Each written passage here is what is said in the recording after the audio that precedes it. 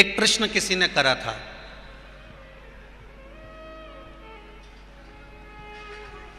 कल का ही प्रश्न है, रात्रि का। तो रात को जब एक स्थान पर पहुंचे रघुवंशी जी के यहाँ, जिन्होंने ऑनलाइन शिव महापुराण की कथा कुबेरेश्वर धाम से कराई थी, तो वहाँ एक प्रश्न किसी ने किया था, बड़ा सुंदर प्रश्न है, शायद आप और हमारे लिए अच्छा है।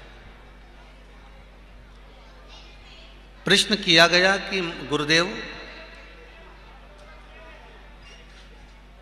मरने के बाद गरुड़ पुराण कहती है, हमारे शास्त्र कहते हैं कि किसी के मरने के बाद जीवात्मा को भुगताया जाता है।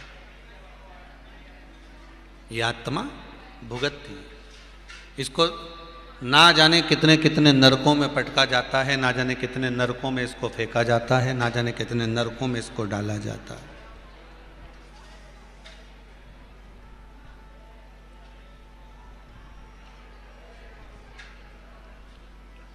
ना जाने कितने नरकों में इसको फेंक दिया जाता है। गुरुदेव, खरगोन के लोगों ने प्रश्न करा है और बड़ा अच्छा प्रश्न है भाई। और जितने लोग आस्था चैनल पर कथा सुन रहे हैं, जितने फेसबुक यूट्यूब पर सुन रहे हैं, वो भी ध्यान लगाकर सुनना। इतना सुंदर प्रश्न शायद जिंदगी में कभी नहीं आया होगा जो खरगोन में आया। प्रश्न बड़ा सुंदर है कि प्रत्येक पुराण में लिखा है, हर शास्त्र में लिखा है कि जब कोई मर जाता है तो उस जीव को नरकों का भोग भुगताया जाता है।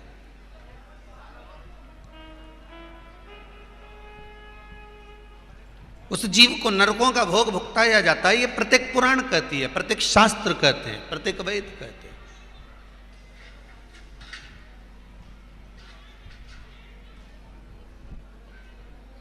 भगवान जब जीव जाता है, अगर उसने किसी जीव की हत्या करी जाती है तो उसको ताड़ दिया जाता है। किसी ने किसी पर गर्म पानी डाला होता है, कोई अग्नि में जला दिया जाता है तो उसको भी अग्नि में जलाया जाता है। बोलो सही है कि गलत है? गरुड़ पुराण में लिखा है। अगर उसने किसी को रस्सी से बांधा है तो उसको भी रस्सी से बांधा जाता है। उसने किसी को ठोकर पहुंचाई है तो उसको भी ठोकर पहुंचाई जाती है। मारो।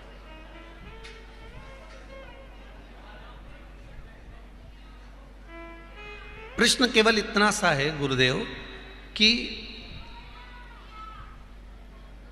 उस जीव को कष्ट पहुंचाया जाता है, उस जीव को कष्ट दिया जाता है।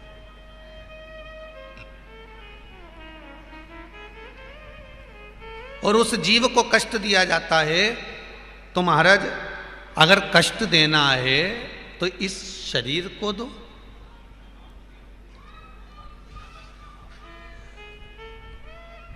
प्रश्न करने वाले ने कहा कि अगर शरीर ने काम बिगाड़ा है, शरीर ने उसको दुख दिया, शरीर ने उसको कष्ट दिया, शरीर ने उसको ऐसा किया, शरीर ने उसने ऐसा किया, तो अगर दुख देना है तो शरीर को दो। पर हमारा पुराण, हमारा शास्त्र, हमारे वेद कहते हैं कि जब मर जाता है, जीवात्मा जब जाती है तो जीवात्मा को दुख मिलता है, जीवात्मा को कष्ट मिलता है, जीवात्मा को झेलना पड़ता है, जीवात्मा को दुख सहन करना पड़ता है, उसको कष्ट दिया जाता है, उसको नरकों का भोग भुगतना पड़ता है। तो शरीर को देना चाहिए था तो जीवात्मा को क्यों दिया?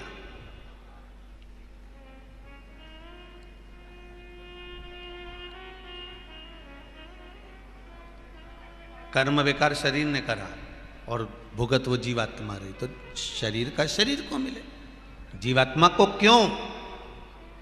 शिव महापुराण की कथा कहती है, प्रश्न करने वाले ने बड़ा सुंदर प्रश्न किया, पर उमा संहिता में, शिव महापुराण की उमा संहिता में जो नरकों का व्याख्यान का वर्णन किया गया, उसमें स्पष्ट कहा गया कि अगर शरीर को दंड दिया जाए, शरीर को कष्ट दिया जाए, ज्यादा शरीर को अगर कष्ट देंगे तो शरीर क्या करेगा?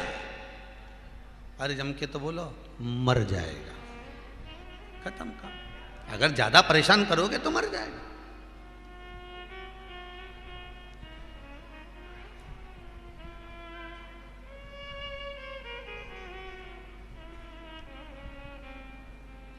बहुत बहुत विचित्र कथा है, और सरल भाषा में समझ लो।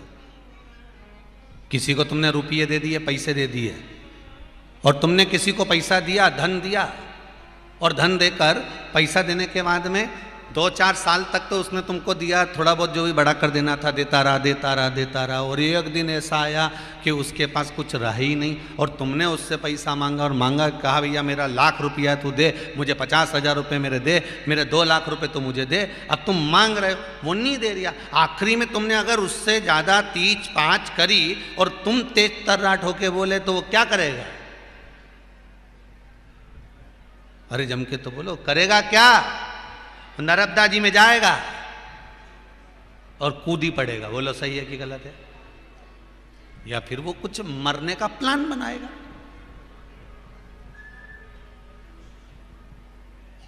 यही करेगा ना, और लिख जाएगा कि साहब इन्होंने मेरे से पैसे मांगे थे और मेरे को ऊपर बहुत प्रेशर बनाया था, इसलिए मैं तो निपटी गया। अब जा, हम तो मरे सनम, तुम्हें भी ले डूबे जा। बोलो सही है कि गलत? अब वो तो इन सबके निपटा के चले गया कि अब मांगना।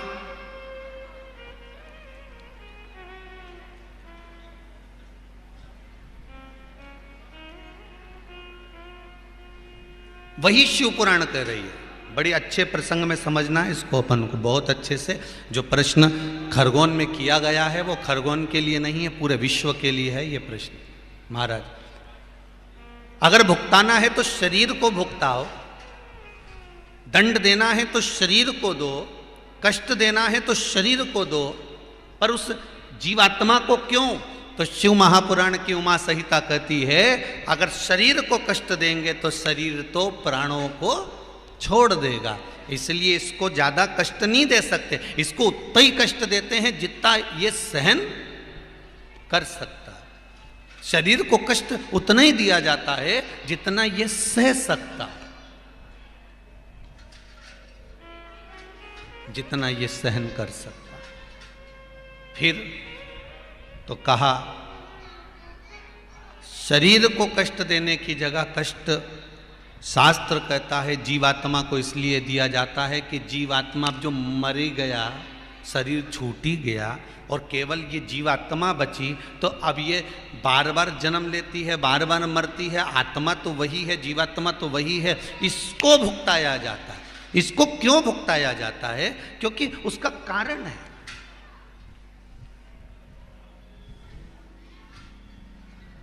इसको भुगताया जाता है। अब मरने वाला तो मर गया,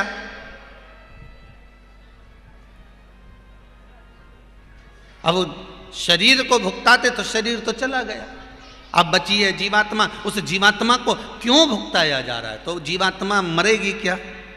गीता जी में लिखा है ना इस आत्मा को शस्त्र काट सकता है, ना अग्नि जला सकती है, ना वायु सुखा सकती है, ना जल इसको गीला कर सकता है। तो ये जीवात्मा तो अजर अमर है।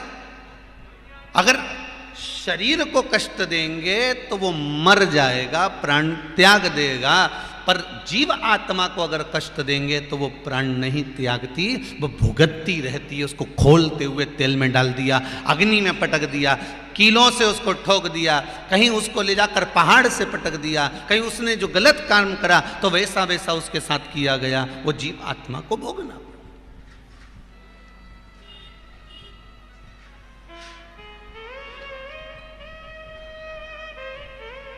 जैसे लक्ष्मी,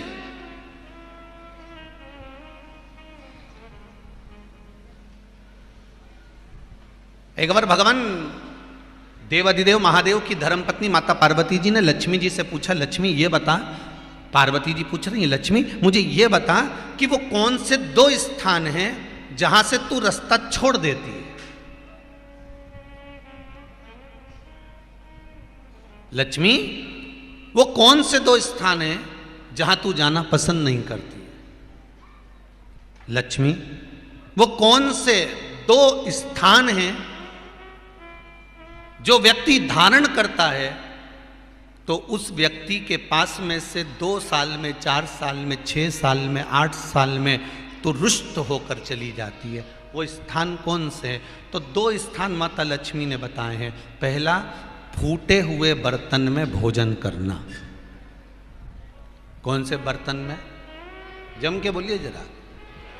जो टूटा बर्तन होता है, खंडित बर्तन होता है, फूटा हुआ बर्तन होता है, कहीं गिलास की किनोर टूट गई है, कहीं कटोरी की किनोर टूट गई है, कहीं थाली की किनोर टूट गई है, और तुम कहीं प्लेट की किनोर टूट गई है और तुम उसमें भोजन कर रहे हो, तो टूटे हुए बर्तन में भोजन करने वाले के पास में लक्ष्मी छिन्न हो जाती है, उसका भाग्य भी फूटे हुए बर्तन की तरह हो जाता है।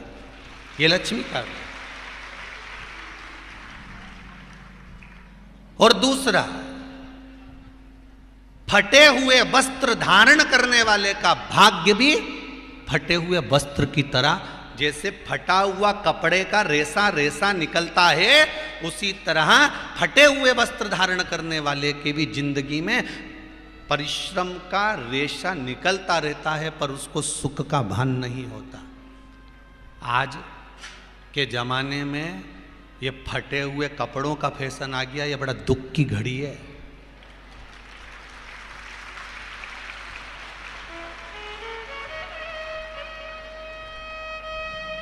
ये बड़ी दुख की घड़ी है महाराज, और लोग उसको फैशन समझ रहे हैं। पहले तो कम फटा होता था, पर आज के जमाने में तो इतना इतना फट गया, ऐसा लगता है कि दिवाली का बम चलाने गया था दीपावली पे और बम कपड़ों के बीच में से फट गया। इसलिए वो कपड़े कब पहनेंगे तो ने अब पहन लिया। शास्त्र कह रहा है, लक्ष्मी कह रही है माता पार्वती को कि दो जगह पर अगर ये दो क्रम जिस जीव के होते हैं उसके पास में से लक्ष्मी 5 साल में, हम कई बार कहते हैं इन बच्चों को नहीं मालूम, इन नवयुवक लड़कों को नहीं मालूम, इन नवयुवक बेटियों को नहीं मालूम कि फटे हुए कपड़े पहनने का फल क्या है। आज नहीं, विवाह कर कर जब जाएगी तो मायके से जब ससुराल जाएगी, तूने कुंवारी अवस्था में तो खूब फटे हुए कपड़े पहन लिया ने, मम्मी मैं तो जीन्स लूंगी ने ये लूंगी, तू तो खूब फटे हुए पहन, पर वहां जब जाएगी तब मालूम पड़ेगा कि रोना किसको कहते हैं। आज तो पहन लो, वो उसी में की बात है। कल वाली बात याद कर लो, अभी खाओगे तो कुछ दिन के बाद ब्लड बनेगा, और ब्लड बनेगा तब जाके ये शरीर में दौड़ेगा। आज की आज तुमने रोटी खाई तो क्या आज की आज ब्लड बन गया? जम के तो बोलो रे खरगोन वालों, नहीं बनाना। आज खाया है तो ब्लड 8 दिन में, 4 दिन में, 6 दिन में, 2 दिन में, 5 दिन में, 3 दिन में बनेगा।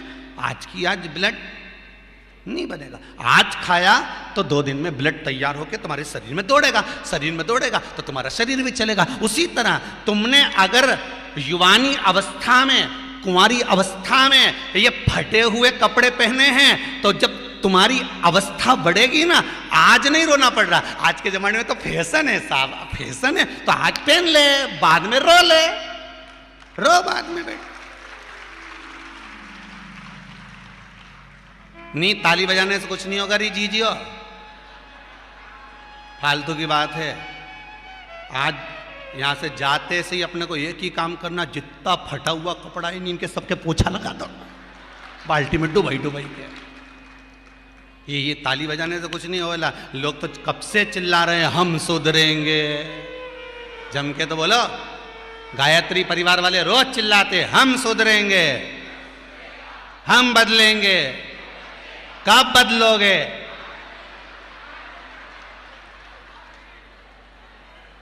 जबरदस्ती का चिल्लाता फिरो हम बदलेंगे, हम बदलेंगे। काहे के बदले? तुमसे ज्यादा तो मेहंदी बदल गई, यहां थी।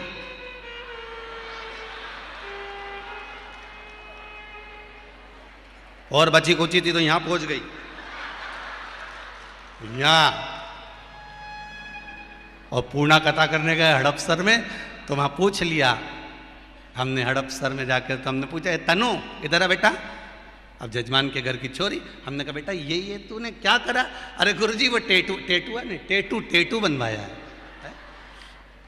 हमने कहा कितने का बनवाया? अरे गुरुजी 700 रुपये का। हमने कहा तुम मुंबई पूना वाले फालतू का खर्चा करते हो, 700 रुपये का कहीं गाय को चारा देते तो बेचारी 2-4 दिन तक खाती। अब 700 रुपये का तूने टेटू बनवाया। अरे गुरुजी फैशन चल रहा है। तो हमने कहा बनवाने की जरूरत क्या थी, खुद बना लेती, फ्री में बन जाता। तो क्या गुरुजी अपना हाथ नहीं पहुंचे? नहीं। हमने कहा कैसे नहीं पहुंचे? पहले दीवार पे बना, उन्हें चिपक जा। कैसे नहीं पहुंचे?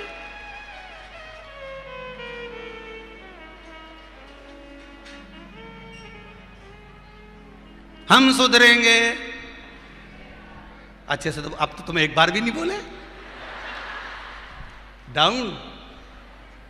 हम सुधरेंगे, हम बदलेंगे। बस तो फिर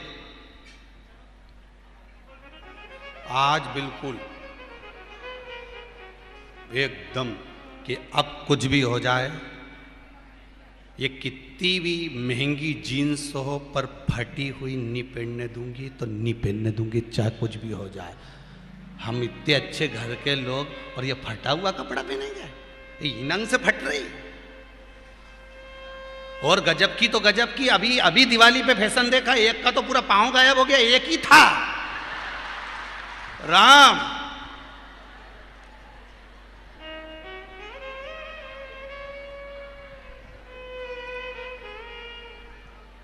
ए सुधर जाओ रे, जितने सुन रहे हो, नहीं तो सिधर जाओ रे। सुधरना जरूरी है।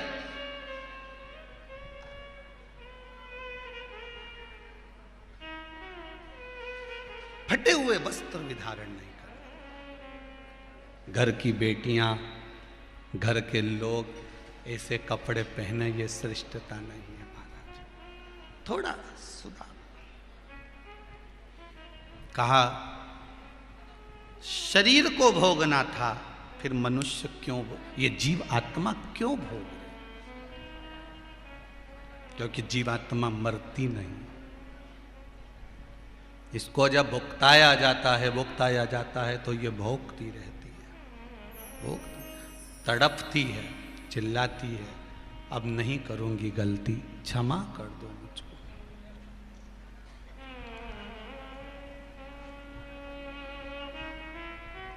बहुत कहती।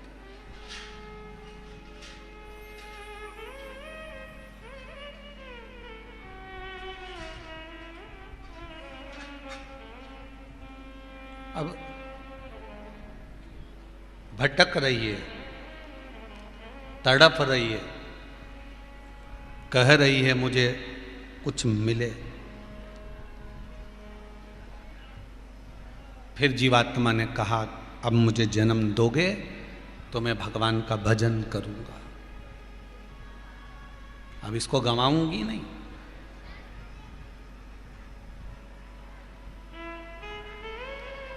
अब हो गया जो होना था, अब मुझे जो जन्म दोगे इसको मैं भटकने नहीं।